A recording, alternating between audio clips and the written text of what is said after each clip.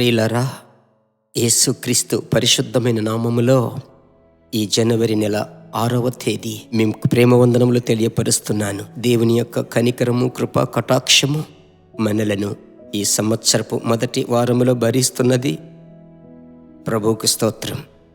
ప్రియులారా, ఈ దినమందు దేవుని యొక్క హస్తం మీతో ఉంటుంది. ఆయనే మిమ్మలను నడిపిస్తాడు. ఆయనను నమ్మిన వారు ఎన్నటికీ చెయ్యి విడవబడరు. ఈ దినమందు ఆ దేవుని యొక్క కృపను మీరు చూడబోతున్నారు.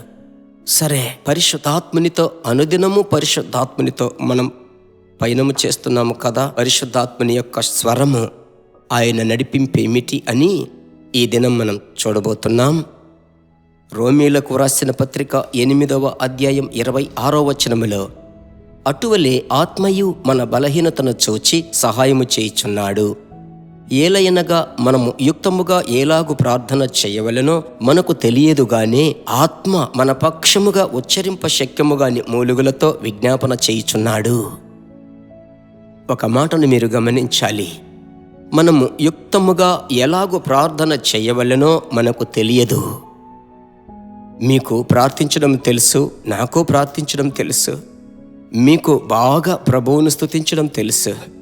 మీకు ఏ ఏ పరిస్థితులలో ఎలాగూ ప్రార్థించాలో తెలుసు. కానీ మన బలహీనమైన పరిస్థితులు, బలహీనత అంటే శరీర ప్రకారమైన బలహీనత కాదు, మన అంతరంగ పురుషునిలో ఆత్మలో ప్రాణములో కృంగిపోయిన సమయములలో ఒక భయంకరమైనటువంటి ఒక కృంగుదల మిమ్మల్ని తాకుతుంది. బాగా ప్రార్థిస్తున్నాను, అయితే ఈరోజు ప్రార్థన రాలేదు అని మీరు చెప్తారు కదా. ఆ పరిస్థితులలో మనం ఏం చేయాలా? పరిశుద్ధాత్ముడా అని ఆయనను ఆనుకొని, ఈ పరిస్థితులలో నేను ఎలాగో ప్రార్థించాలయ్యా, ఏమని చెప్పి ప్రార్థించాలి?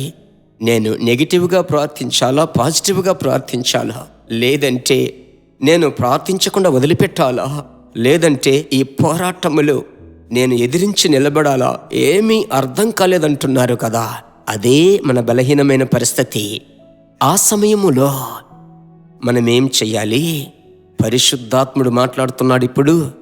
ఆయన బలహీనతలలో మనకు సహాయము చేస్తున్నాడు.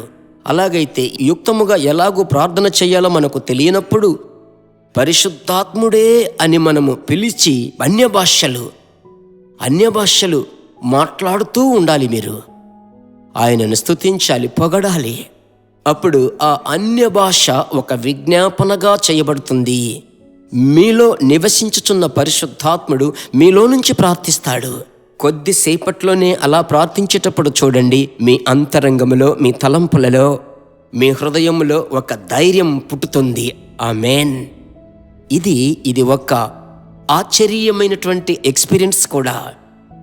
ఖచ్చితంగా ఆ కృప మీకుంది.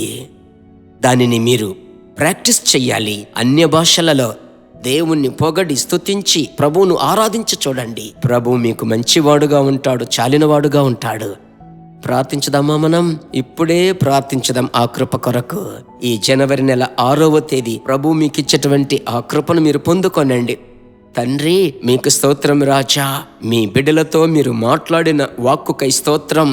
తగిన సమయమందు ప్రభువా ఎలాగూ ప్రార్థించాలి, ప్రార్థించలేని పరిస్థితులు, స్తుతించలేని పరిస్థితులు, బైబిల్ చదవలేని పరిస్థితులు, అన్ని వైపులా నిందలు, అవమానములు అనుభవించేటువంటి సమయములలో అయ్యా, మీ బిడ్డలలో ఉన్నటువంటి అభిషేకమును మీరు ప్రజ్వలింపచేసి, మీ బిడ్డలను ప్రార్థింపచేసి, సాతాను యొక్క తలను చితక త్రొక్కి మీ బిడ్డలకు జయమును ఇవ్వబోతున్నారు. అందుకొరకై స్తోత్రం. మీ పరిశుద్ధ నామం మహిమపరచబడాలి. మీకే మహిమ చెల్లిస్తున్నాం. ఆశీర్వదించండి.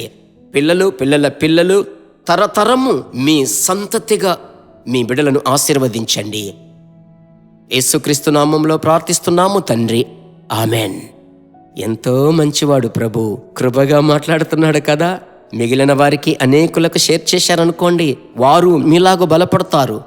హిందీ భాష మాట్లాడువారు ఒక రోజుకు ఎంతమందికి షేర్ చేస్తున్నారు? మీరు ఒకవేళ మీకు తమిళ్లో చాట్ చేయడానికి వీల్లేదంటే ఇంగ్లీష్లో చాట్ చేయండి. దానిని చూసేటప్పుడు మిమ్మల్ని తలంచి ప్రభువుని స్తుతిస్తాను. ఈరోజు మీరు పొందుకున్న అద్భుతములు కమెంట్ సెక్షన్లో పెట్టండి. గాడ్ బ్లెస్ అండి.